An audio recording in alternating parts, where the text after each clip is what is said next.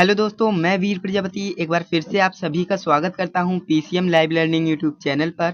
दोस्तों, आज की इस वीडियो में हम जूल का नियम डिस्कस करने वाले हैं, जो कि आपके बोर्ड एग्जाम के लिए काफ़ी ज़्यादा इम्पोर्टेंट है।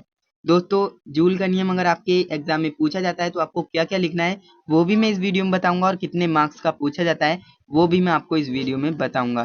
तो दोस्तों, वीडियो को कंप्लीट वॉच करिएगा। आपको एक एक चीज़ में बिल्कुल बारीकी से समझाने वाला हूँ। अगर आपने इस वीडियो को कंप्लीट वॉच कर लिया तो मैं 100% गारंटेड कह सकता हूँ कि आपको इस टॉपिक में एक भी डाउट नहीं रहने वाला है, बिकॉज मैंने आपको कुछ इस तरह से समझाया है, आपको एक भी डाउट नहीं रहेगा। तो चलिए दोस्तों, बिना बकवास किए वीडियो को स्टार्ट कर लेते हैं। तो यहाँ पर जूल का नियम मैंने लिख रखा है, आपको समझाने की कोशिश करूंगा। यहाँ पर पहले मैंने एक डेफिनेशन लिखी है ताकि आप समझ पाएं कि जूल का नियम क्या होता है।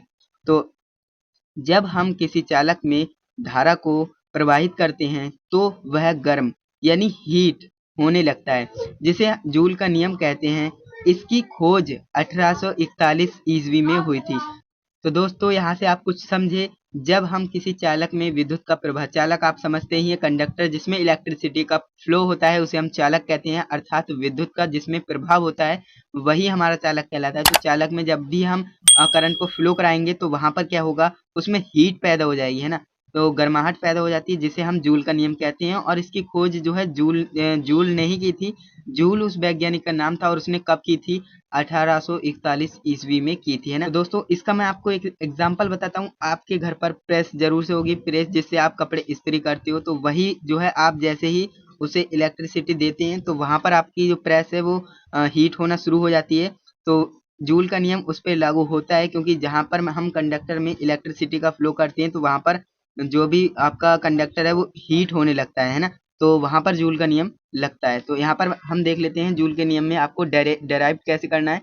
वहां पर मैंने लिख रखे हैं आपके तो इसमें आपको 3 रूल्स को पढ़ना होता है। 3 रूल आप इसमें अप्लाई करेंगे और आपके सामने एक फॉर्मूला आ जाएगा जो कि जूल के नियम का होता है ना। तो यहाँ पर फर्स्ट रूल आपका देख सकते हैं। फर्स्ट रूल क्या है?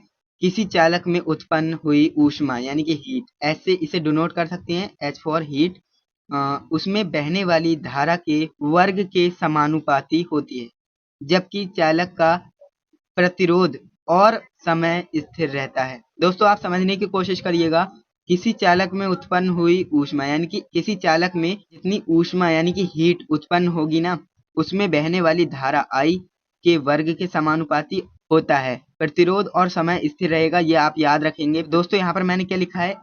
एच समानुपाती आई स्क्वायर। मैंने क्यों लिखा? क्योंकि मैंने यहाँ पर साफ साफ आपको बताया, उत्पन्न हुई ऊष्मा एच और बहने वाली धारा आई के वर्ग के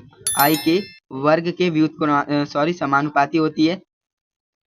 तो इसलिए हमने एच समानुपाती आई स्क्वायर कर दिया। और यहाँ पर हमसे क्या बोला है? प्रतिरोध और समय स्थिर रहता है। तो यहाँ पर हम लिख सकते हैं जहाँ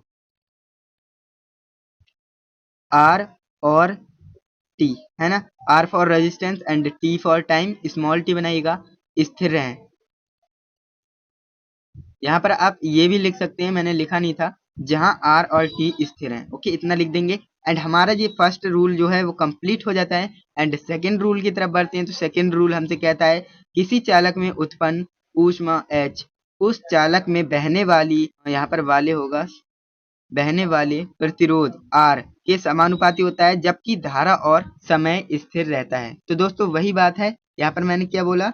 किसी चालक में उत्पन्न ऊष्मा उस चालक में बहने वाले प्रतिरोध आर तथा उसमें समानुपाती होती है आर के, है ना। तो मैंने रूल हमसे बोलता है कि किसी चालक में जितनी हीट उत्पन्न होगी वो प्रतिरोध के समानुपाती होगी। तो एच समानुपाती आर हो जाएगा। और यहाँ पर आप लिख सकते हैं जहां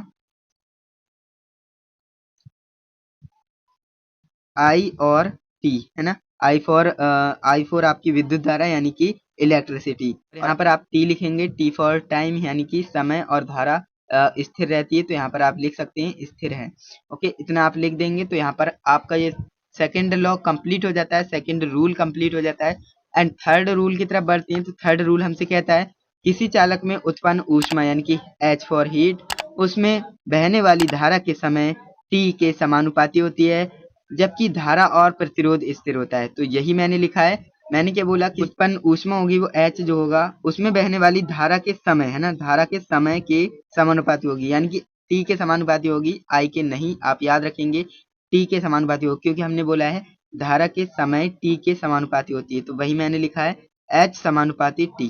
और जहां पर आप लिख सकते हैं, जहां पर क्या क्या कांस्टेंट है आप देख सकते हैं, जबकि धारा और प्रतिरोध यानी कि धारा फॉर I और प्रतिरोध को हम R से डिनोट करते हैं, तो R क्या है, स्थिर है। आप लिख सकते हैं इतना, स्थिर है।